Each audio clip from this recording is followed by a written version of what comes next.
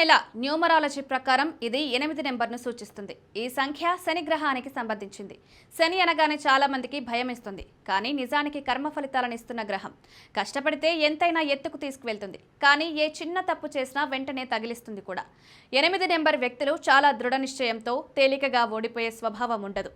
వీళ్ళ జీవితాల్లో చెమట ఎంత పడితే ఫలితాలు అంత పెద్దవిగా వస్తాయి. చాలా మంది వ్యాపారంలో, రాజకీయాల్లో పెద్ద పదవుల్లో ఉండేవారు 8 నెంబర్కు చెందుతారు.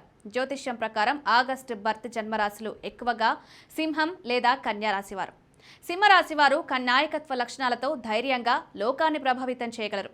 కన్యా రాశివారు తక్కువ మాట్లాడినా శాంతంగా ఉంటారు. కానీ గమనించే తత్వం ఎక్కువ ఉంటుంది.